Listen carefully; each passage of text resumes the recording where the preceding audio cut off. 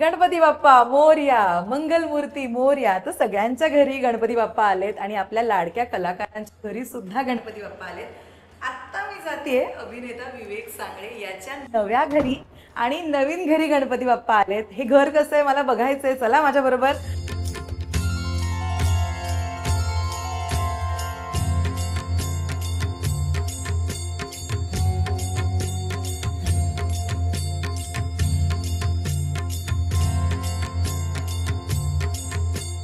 ही concept अशी होती की मी ऍक्टर असल्यामुळे हे सगळे सिम्बॉल्स आहेत. सो गुरुने हे डिझाईन करताना ते खूप नीट लक्षात ठेवलं होतं की तुमचं प्रोफेशन काय आणि कशा प्रकारचा डोर असला पाहिजे. आणि खरं तर अख्खा हा डोर डिझाईन करताना मी थोडासा डाऊटफुल होतो की म्हटलं गुरु हे कारण 3D मध्ये बघताना ते कलर्स ह्या सगळ्या गोष्टी म्हणजे मला ते असे तितकंसं हे नव्हतं वाटत की म्हटलं गुरु हे नक्की छान दिसेल ना. म्हटलं याच्यात नक्की काय करणार आहेस. तो म्हणाला दादा तू थांब जरा फक्त एकदा रेडी होऊ दे आणि मग बघ. आणि त्याने खरंच खूप अमेझिंग केलं. जेव्हा हे रेडी झालं सगळं तेव्हा प्रत्येक जण येऊन सुरुवातीला डोर बद्दलच कौतुक करत होतं की यार डोर खूप कमाल आहे म्हणून. आणि माझा बेसिकली न्यूमरॉलॉजीवरती किंवा मी स्पिरिच्युअल असल्यामुळे अंक गणित वगैरे या सगळ्या गोष्टींवरती माझा खूप जास्त विश्वास आहे. सो हे नाव लिहिण्यामागे पण तोच थॉट आहे खरं तर. कारण हे जे लेटर्स हवे होते त्यांची टोटल हवी होती. सो ती करेक्ट घेण्यासाठी त्याप्रमाणे या सगळ्या गोष्टी केल्या.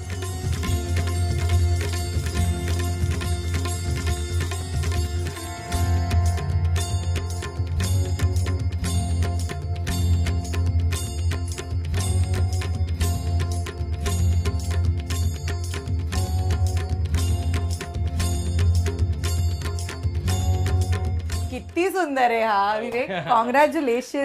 गणेशोत्सवाच्या शुभेच्छा. कसा आहेस. मस्त मस्त खूप छान. एकतर कमाल मूर्ती आहे जरा इकडे. कमाल मूर्ती आहे ही गणपती बाप्पाची. थँक्यू. किती छान आहे. कधी चॉईस केली आहे जाऊन. नाही मूर्ती तर आपली मे महिन्यामध्येच बुक्ड होते. फक्त त्याला सांगावं लागतं की यावर्षी कशी पाहिजे. सो त्याच्याकडचे काही मॉडेल्स असतात किंवा त्याच्या डोक्यातले काही थॉट्स असतात त्याप्रमाणे तो सांगतो. कारण आकाश असा मूर्तिकार आहे जो प्रत्येक मूर्ती ही वेगळी बनवतो आणि प्रत्येक मूर्तीमध्ये काहीतरी कन्सेप्ट असते त्याची. सो आम्ही डिस्कस करून मग आम्हाला असं वाटलं की आम्ही इथपर्यंत पोहोचलो.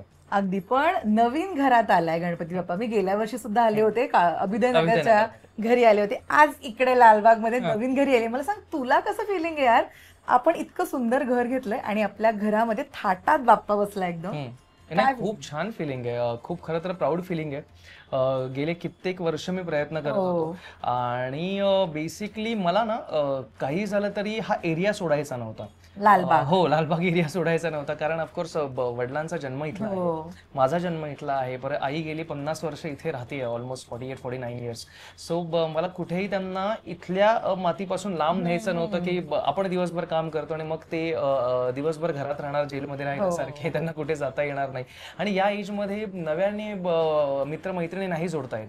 सो त्यांचा आणि सगळाच ओव्हरऑल विचार करून मी म्हटलं की इथे 1 BHKच येईल कदाचित त्या बजेटमध्ये पण आपण लालबाग मध्येच राहूया. क्या बात. आणि हे इकडे हे गणपतीसाठी परमनंटली असं करून घेतलंयस का तू हे. हो यावेळेस माझ्या ही ऍक्च्युअली जी मागची आहे ना जी वसुंधरा म्हणजे गाय आहे तिचं एक वासरू आहे. सो सध्या जी माझी सिरियल सुरू आहे लग्नानंतर होईलच प्रेम. सो आमच्या सेट वरती हे खूप मोठं असं पेंटिंग आहे आणि त्याला ना बऱ्याच वेळा असं लिटअप केलं जातं आणि मला सुरुवातीपासूनच ते इतकं आवडलं होतं. सो माझ्या डोक्यात असं आलं की जेव्हा मी घराचं इंटिरियर करेन ना तेव्हा हे असं काहीतरी करेन.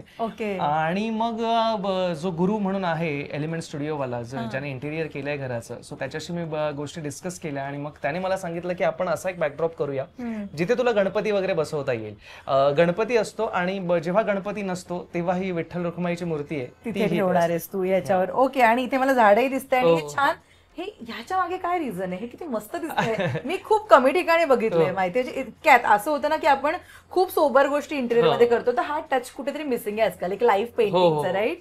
ऍक्च्युली झालं असं होतं की बऱ्याच गोष्टी मी वास्तू वाईज केल्या आणि माझ्या आधीच्या म्हणजे ऑलमोस्ट 4 शोचे माझे प्रोड्युसर विद्याधर पाठारे सर.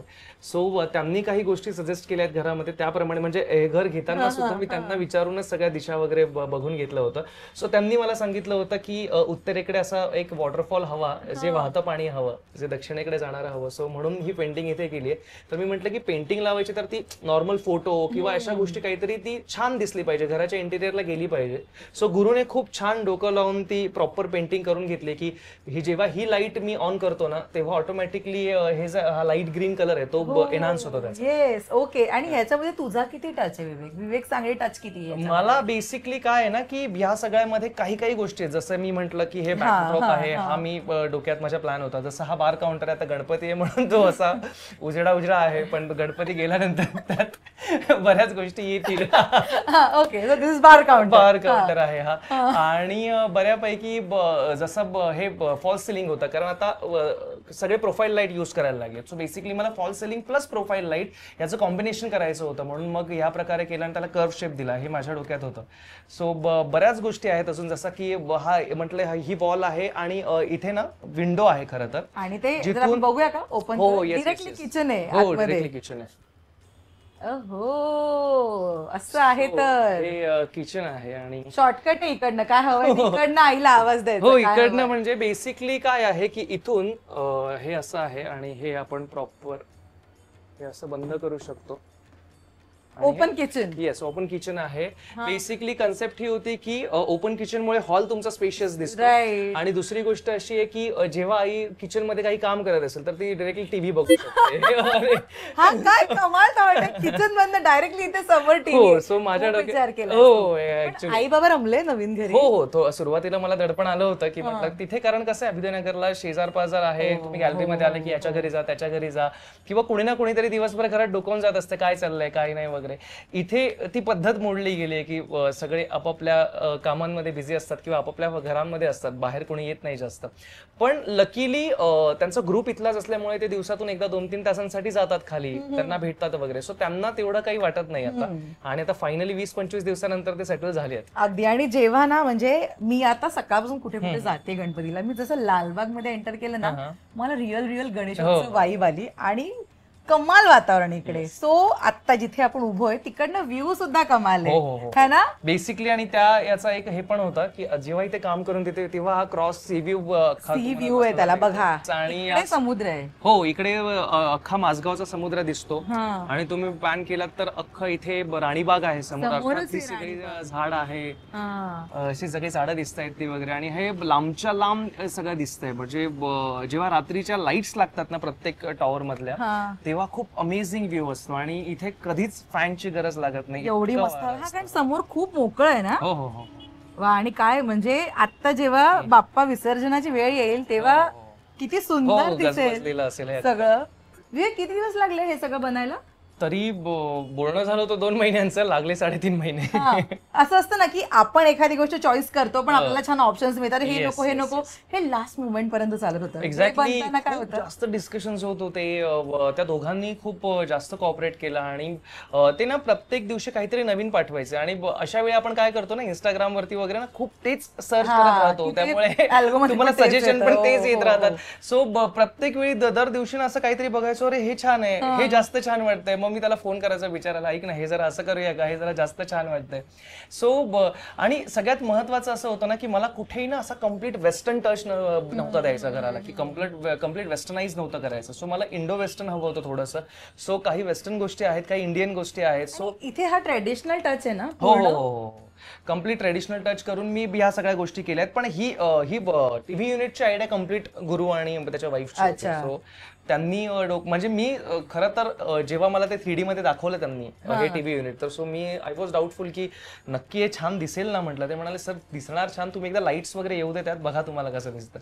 ही विठ्ठल रखुमाईची मूर्ती पण फार सुंदर आहे, जी बाप्पा नंतर तिकडे ठेवणार. हो हो, ती तिकडे असते. आता बाप्पा आहे म्हणून फक्त ती इकडे खाली आणली आहे. ती पुढे जाऊया. इथे पण तुझे अवॉर्ड्स आहेत सगळे. मस्त आहे हा गणपती. हो, हा आत्ताच वास्तू शांतीच्या वेळेस मला गिफ्ट आलाय. आणि हे अवॉर्ड्स आहेत लग्नानंतर आणि भाग्यचे. आणि ही गजलक्ष्मी आहे जी अविनाश नारकर सरांनी अख्ख्या सेटवर म्हणजे सगळ्यांनीच मिळून मला हे गिफ्ट वास्तुशांतीला दिली. मस्त आहे ही मूर्ती. ज्यांनी दिली ना संतोष राणे म्हणून आहेत, ज्यांनी हे घर घ्यायला पण हेल्प केली मला खूप. म्हणजे ऑलमोस्ट 10 लाख रुपये कमी झाले त्यांच्या ओळखीमुळे. हा, तर मग त्यांनी इथे ही मूर्ती गिफ्ट आणली आणि जेव्हा इथे लाईट्स आणायला गेलो तेव्हाच त्यांच्याच ओळखीचा होता. म्हणजे हे झुंबर 18चं होतं, त्यांच्या ओळखीवरती मला 11,500 मिळालं. हो, लोहारचा आहे तुम्ही, सगळ्या लाईट्स, इनफॅक्ट हा लॅम्प सुद्धा. आणि रात्री खरं तर ह्या लाईट्स खूप कमाल मजा आहे. आणि रात्रीचे हे जेव्हा सगळं लिटअप होतं ना तेव्हा काहीच्या काय दिसतं. पण ना घर घेणं विवेक ही बिलकुल सोपी गोष्ट नाहीये. म्हणजे पैशांचं प्लॅनिंग हे तुमचं एकदम तगडच हवं. बिकॉज EMI-चं ते चक्र, डाऊन पेमेंट आणि घर घेतलं म्हणजे विदाऊट इंटरेस्ट आपण ठेवणार नाही, राईट? आणि ऑफकोर्स मेहनत त्यासाठी करावी लागते. मला सांग, तू कसं प्लॅनिंग करत गेलास? कारण ते म्हणतात ना की घर पाहावं बांधून, असं झालं काहीसं? नाही, मी जेव्हा पहिला शो केला ना माझा देवयानी, सो तेव्हाच मी ठरवलं होतं की मी गाडी बिडी या सगळ्यात इन्व्हेस्ट न करता मी पहिली इन्व्हेस्टमेंट 2016 साली घरात केली होती वाशीला. सो त्याचं खूप मला चांगलं अप्रिशिएशन मिळालं. मग ते सेल केल्यानंतर काही महिन्यांनी मी म्हाडाचा फॉर्म भरला. सो मला लकीली म्हाडाचं घर लागलं ठाण्याला. सो ते नंतर त्याच सगळ्या गोष्टी होत्या. सो बेसिकली मेन असं होतं की हाच एरिया हवा आणि जरा लॅविश फ्लॅट हवाय. सो मी म्हटलं लालबागमध्येच जाऊया आणि आधीच्या फ्लॅटचे पैसे किंवा इतके वर्ष सलग, सेव्हिंग्स 12 वर्ष सलग मी काम करतोय लीड म्हणून.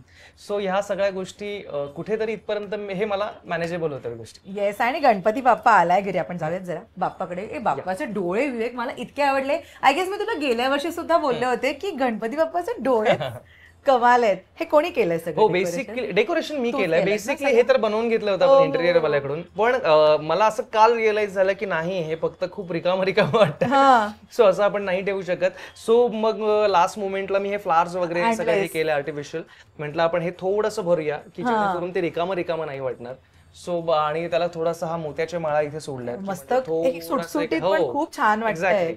आणि बेसिकली ना आकाश इतकी कमाल मूर्ती घडवतो ना दरवर्षी की त्याला बाकी डेकोरेशनची गरजच नाही. बघत बसावं. आकाश खरंच खूप खूप खूप सुंदर मूर्ती केली. मला जेन्युअनली सांगायला, मी गेल्या वर्षी बोलले होते की काय मूर्ती आहे यार.